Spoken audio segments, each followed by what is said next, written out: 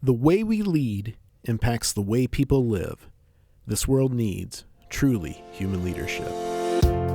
So I look back at my 35 years with this company, and I've done a lot of things. And I can say that I couldn't have planned a better career path than what I've had, even through the bad times, even through the rough parts, because the company was always there. I'm Brent Stewart, your host. Thanks for listening. This podcast is an outreach of Barry-Wehmiller. You can find us on Facebook, LinkedIn, Instagram at Barry-Wehmiller, and find our podcast articles and videos at trulyhumanleadership.com. Let's start off this episode by introducing you to a Barry-Wehmiller team member in Wisconsin, Randall Fleming. So currently I'm the L3 continuous improvement leader, but I'm also the maintenance and facilities leader for Southern Wisconsin. And basically L3 continuous improvement is implementing lean philosophies and processes. It's been something I've been doing since 2010. And I help the team with all of the continuous improvement. And then on the side, I do maintenance and facilities. So that's my current role. From my perspective, it's invaluable. Basically, using the tools that we have in the different facilities over the years, this is how we grow our business. But more importantly, we help our team grow. And, that's our philosophy with continuous improvement and lean. We have our playbook, but to me, it's more about growing people by helping out with process. And it's invaluable from my perspective. Well, anytime I'm brought into a project, my first thought is, what tool are we going to use? What lean tool are we going to implement to help the team be successful?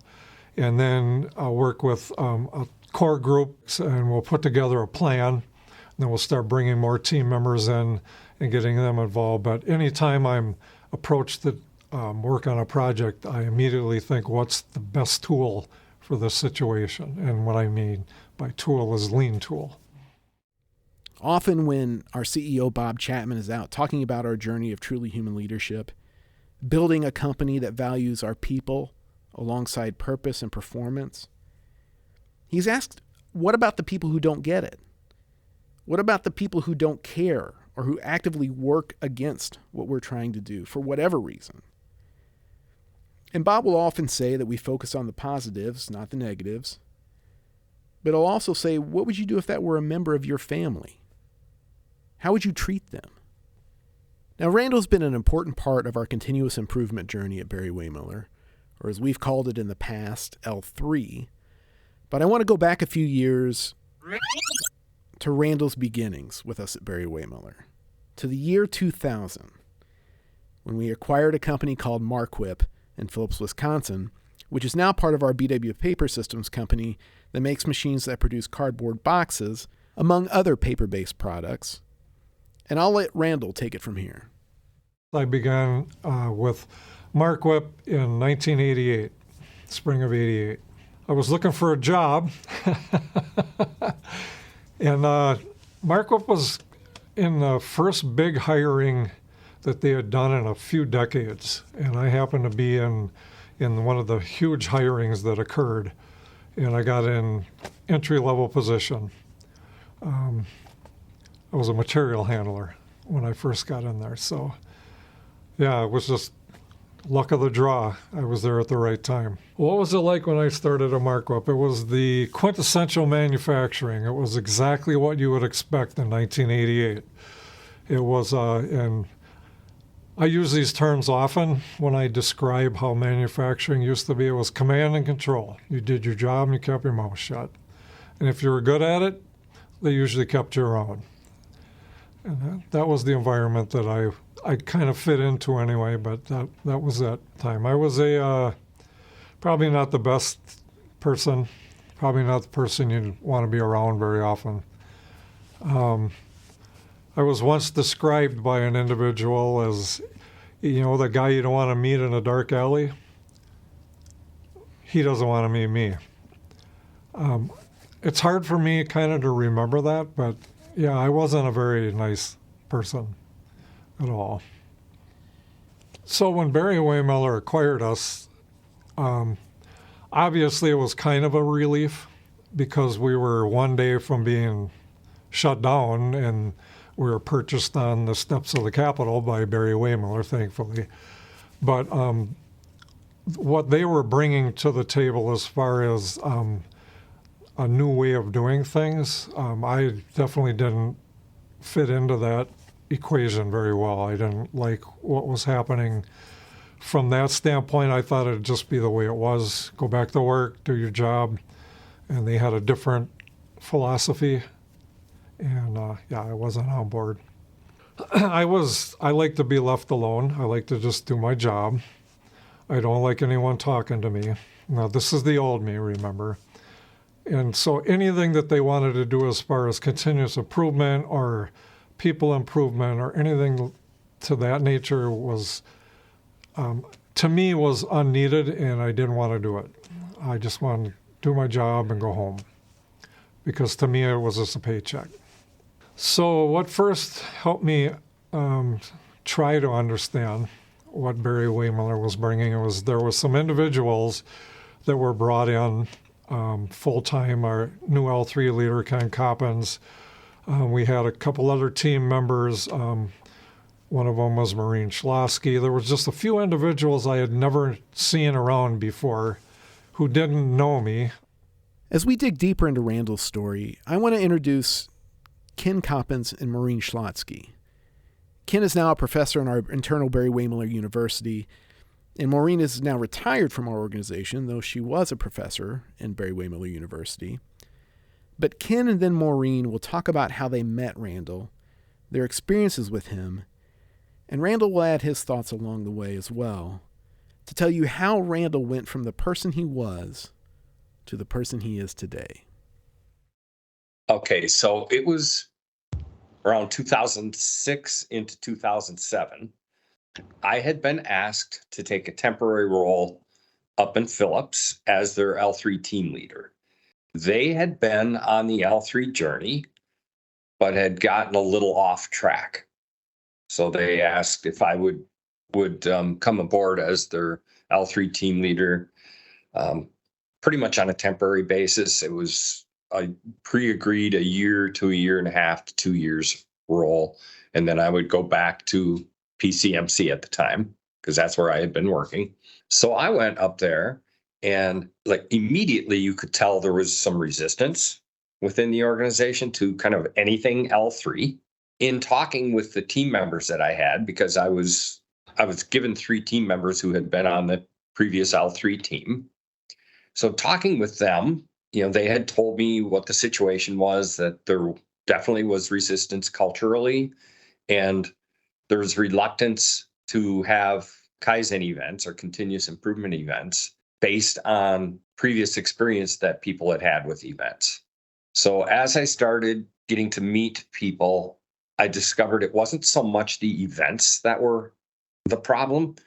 It was some problems with communication and with people's attitude towards continuous improvement. So in talking with my team, I have been told there was one person in particular, there were a handful, but there was one person in particular that would be a real challenge to convince that L3 was the way forward. So I said, well, who is that? And they told me, well, it's Randall Fleming. I said, okay, well, hopefully I'll meet him real soon. And it was that very next weekend, I had gone to their county fair. And as I was walking around on the fairgrounds, they had a stage set up for a band. And I came around the corner of one of the aisles and ran into this gentleman who was rather imposing. He's about 6'4" and 185 pounds, and dark sunglasses and a leather cowboy jacket on, full length Leatherman's jacket, And I didn't know who he was, and he got up on stage and started playing in the band and played guitar, and he had a real tough, imposing look about him. So I found out the next week, going back to work, that this person was Randall Fleming. And I thought, okay, well, that makes it even more of a challenge now, because he definitely made an impression on me. So I thought, well, all right. I thought about it, and I thought, if I can convince Randall to come to the light, we might have a chance at this. I was on the L3 team at the time, and our goal was to try and get everybody to go through our communication skills training class and to participate in some kind of L3 event, whether it was a 7S or, any of the events that we did. And Ken was our leader of the L3 team at the time. And he and I were just chatting, and we said, okay, so there's this guy who's down in the machine shop in the fabrication area. And everybody says there's no way you're ever going to get him to participate in anything. Like, he is a loner on purpose. He walls himself off from everybody. And there's no way he will participate. And of course, I took that as a challenge. And I said, Ken, just watch me. So I walked down to his area, and he literally had it walled off. He had every single piece of equipment surrounding his area like a fortress. There was no way to get in and out. And so I climbed over. And I walked in because I could tell he was back there working, and he had his shield on. And I tapped him on the shoulder, and he goes, how the heck did you get in here? And I said, where there's a will, there's a way. And so he's just like, what do you want? And I said, Randall, I really think that you would love it if you would participate in some of these events. I said, you are like one of the best workers according to your leaders, like your work is flawless. And the whole organization can benefit from your knowledge and your experience. And he goes, get out of here. And so, but I wouldn't take no. So I kept like hounding him for days. I would see him like in the lunchroom or going to heading towards the men's bathroom. I'm like, Randall, he's like, yeah, get out of here. So I decided that what I would do is start making daily walks out into mostly operations at first, because that's where the most help was needed, I guess you could say. It seemed to be that's where the greatest need was. So as I started making my rounds, I called them my doctor's rounds, I began to engage a little bit with him. And at first, there was definitely a coolness there. I got the sense of, what are you doing here? Get out of my area. And of course, he was a welder, a fabricator. So he often had his welding mask on. His shield was down. So it's sort of a Darth Vader situation. But I would wait for the right opportunity and go into his area and just started talking with him. How is his day going? What's he up to today? And, for quite a while, there was definitely kind of a nervous interaction between the two of us. But then I would walk around and talk with other people and started building relationships. And I figured out that's what I really needed to do with Randall, and stop talking so much about work and start talking about life. They started stopping by, and it started by saying hi, and I wouldn't respond, but they just kept coming back. And they would always say hi, or they'd stop and ask me a question, and they started to aggravate me to the point that I started to talk to them, for a lack of a better way of saying it. So I started to get an interest in, why are these people talking to me? Why won't they just leave me alone? And it slowly built from there once I started talking to each one of them individually and allowing them to hear something from me that I normally wouldn't share. I started to understand it wasn't such a bad thing, that they actually had my interest at heart, my best interest, which had never happened before. So I could be very persistent to the point of maybe being aggravating. But I saw something in him. I really did. I saw something in him. There was more to him than the persona that he wore. And I thought, I'm just going to stick with it. And despite our obvious physical similarities, we had a lot of life similarities. No, but we had, similar things that had happened fairly recently in our lives. We had both gone through divorce and things like that, and just very similar outlooks on life, personal journeys, and were things that he had gone through, things that I had gone through. And once he found out that I had gotten my boots dirty, so to speak, on a factory floor and kind of understood what that environment was all about, I could feel his guard going down. And like I said, we needed to start building a relationship more personally than a work relationship before he would let that guard down further. But I could slowly feel that persona melting away. And we just started talking more and more and more, way more about things outside of work. Then as that started to build up, then it was much easier to have conversations about work. And I found out he really was interested in continuous improvement.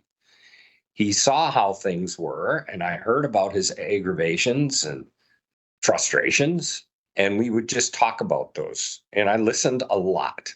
I just became a sounding board for him.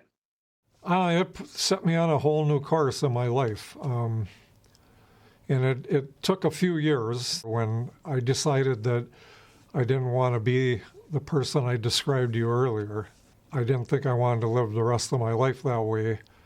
And I knew there was no one that could help me. And so I started to look at Barry-Wehmiller and embrace the ideas that they were telling me about.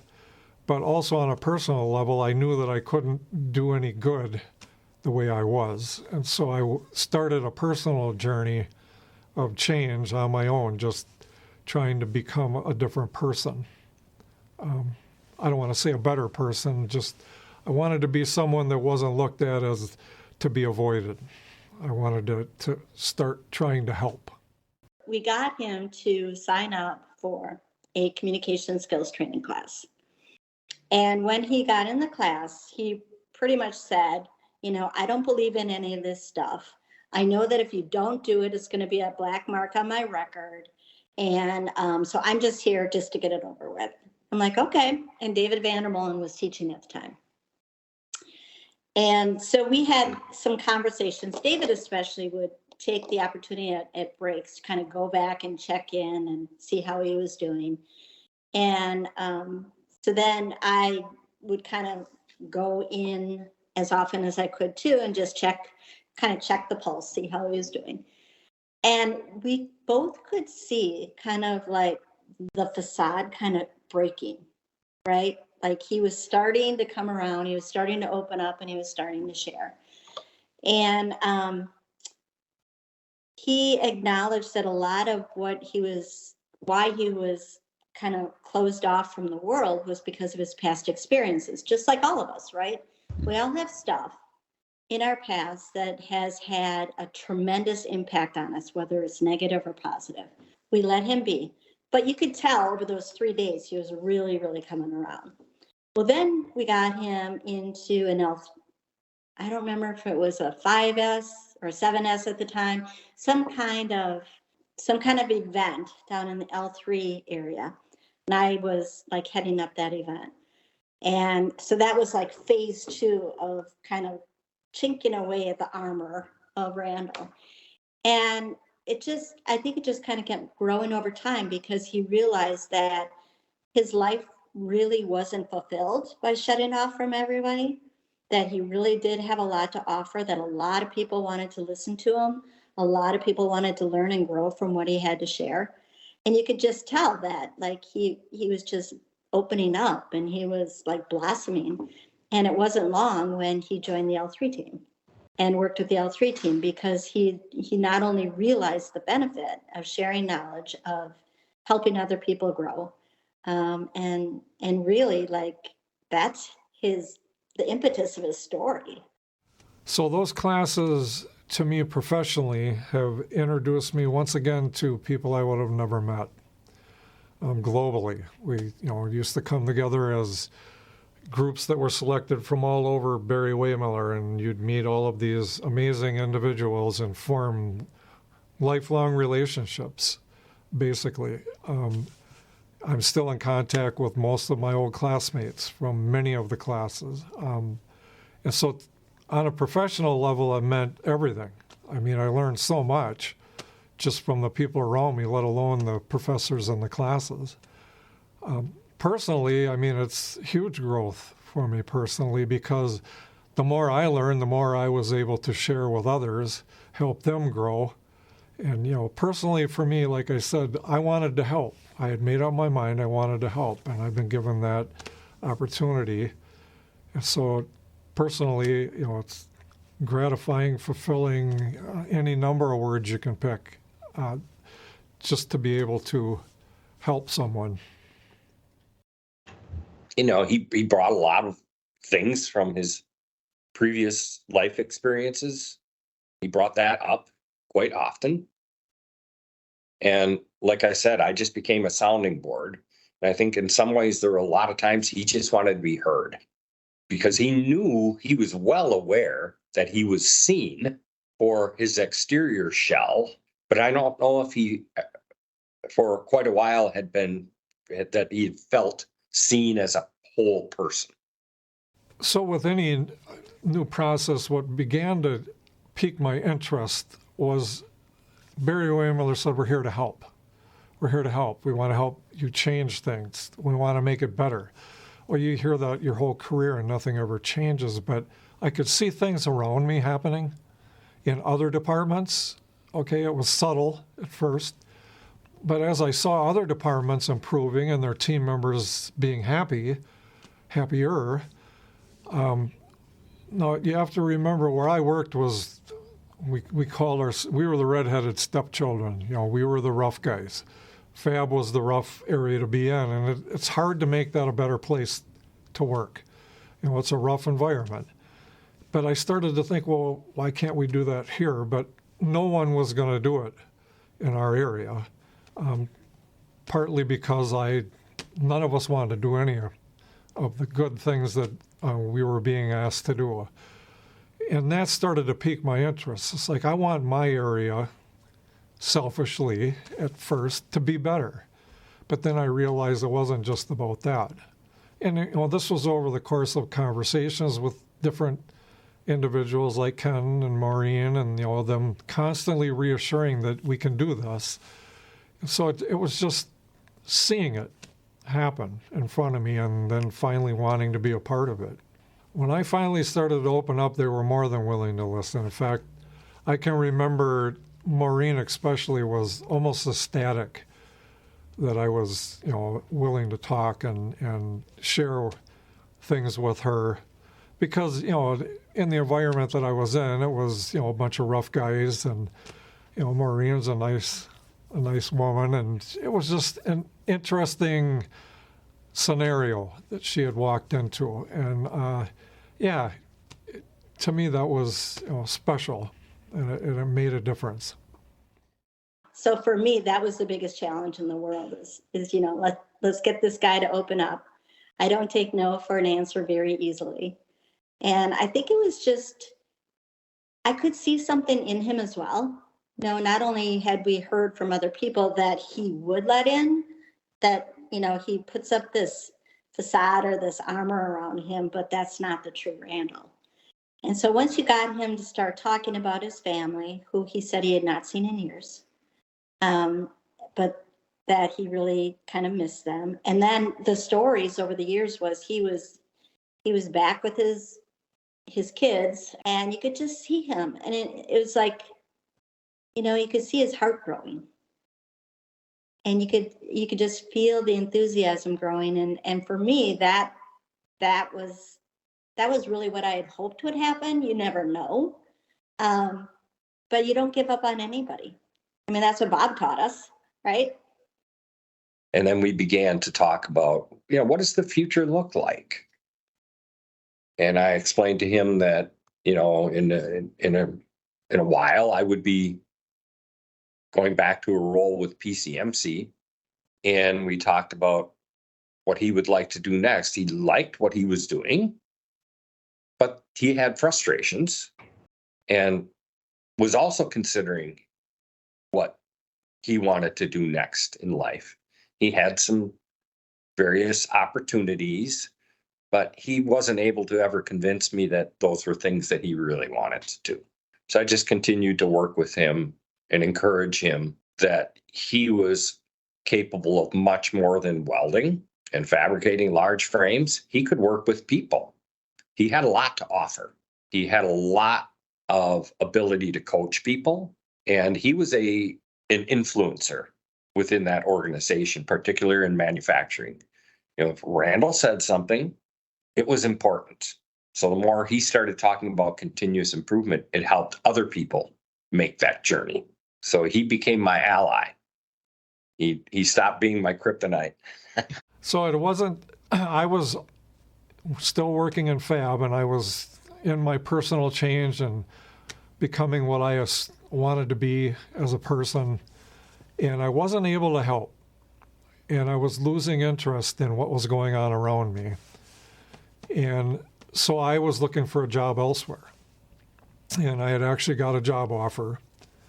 And there was right about the time that we had our yearly review.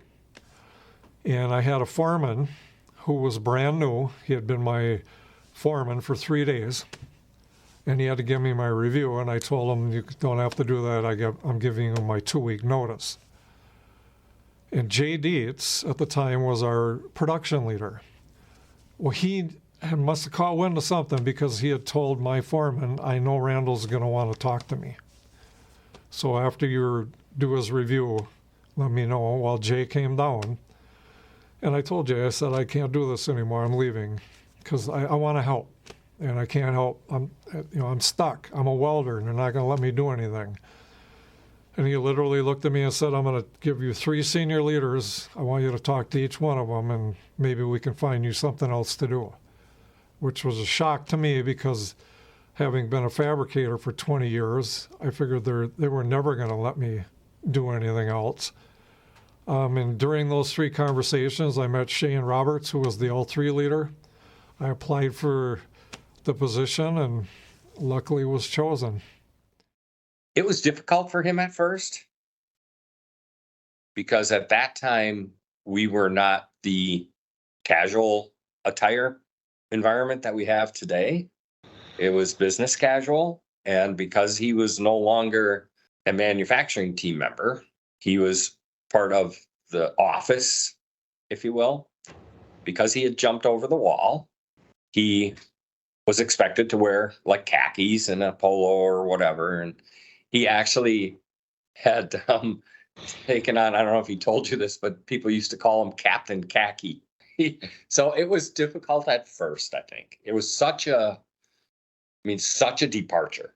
But I think once he started having some of those positive experiences with continuous improvement and with people, and people started to see him differently, it got better for him, and he started to feed on that. And he started to see how he could contribute differently than he had before, in a different way. He was touching people's lives in a different way. I was not on the team.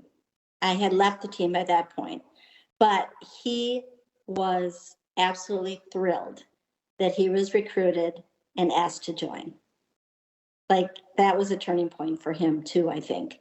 I think he really realized that, like, shutting off from the world is not the answer. Like, holding his knowledge internally was not the answer, that the real answer was sharing it with those around you. And everybody I heard from that worked with him and that he was running events just loved him.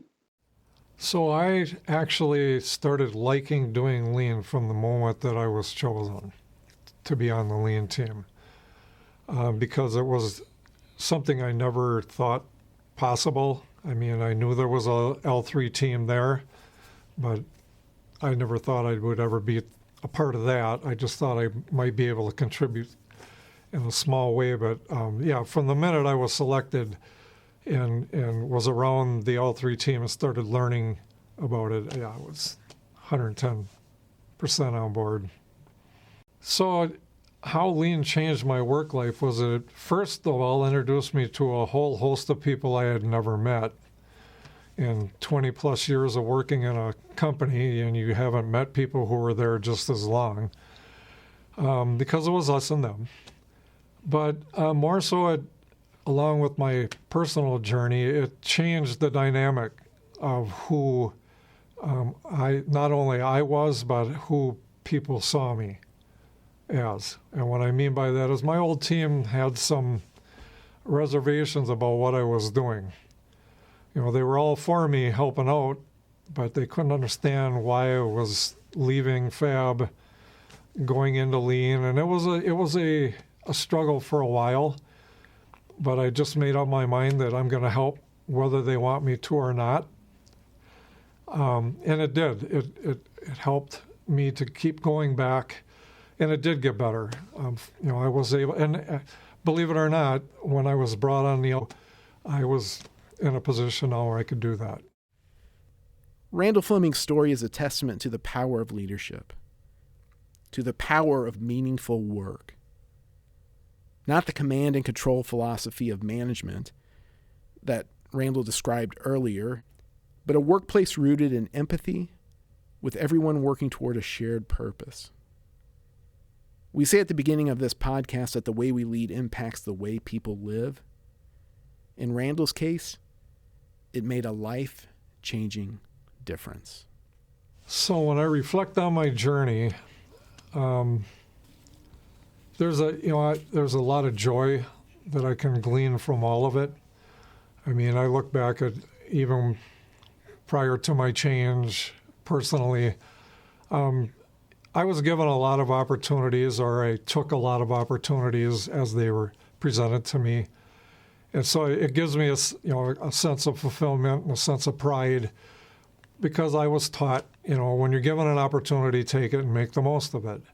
But don't take an opportunity if you're not, sure that this is what you want to do. So I look back at my 35 years with this company, and yeah, I've done a lot of things. And I can say that I couldn't have planned a better career path than what I've had, even through the bad times, even through the rough parts, because the company was always there. I mean, they always, even Marquardt, the company that it was, they were a good company, a global leader. They were, they always had a job.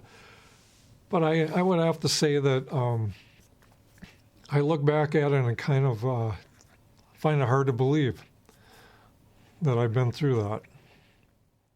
I think a lot of us have things that have happened in our past that we've tried to compartmentalize them, push them back, don't think about them. And whether it was work-related, personal life-related, sometimes they blend, right? Sometimes I think it's really, really important, whether you come to terms with it on your own or you have the opportunity to share it, like Randall did. I think he got confirmation of something that we all thought. Not only did he have a great work ethic and he was very talented, but he was also a leader. And he never thought of himself that way, right? And once he started opening up and sharing his story with other people, and other people started growing from it, then he started to see himself a little differently as well. And, I don't know that you could ever think in terms of like, how much is that worth? Right? Because everybody is different. But in Randall's case, it was everything. He reunited with his family. He reunited with friends. He started biking again. Like he got, he really got in the fitness groove again. Like, I feel like every aspect of his life transformed, or at least he got back to what made him happy. Mm. And I think that's really, really important for all of us. I think Randall's story represents, there's a few things. There's hope, there's possibility, that whole aspect of what if. But it really is transformation, hope, and just possibilities that because I'm going back to our earliest conversations between he and I, and just knowing that there was something in him that wanted to come out, but he didn't have a vehicle, and he found that vehicle to have it come out. It's like that submarine surfacing, he is an unlikely from the surface, an unlikely best friend. He and I, we never see each other without giving each other a hug. We'll go for so long without talking with each other, and we'll both be like, what the heck?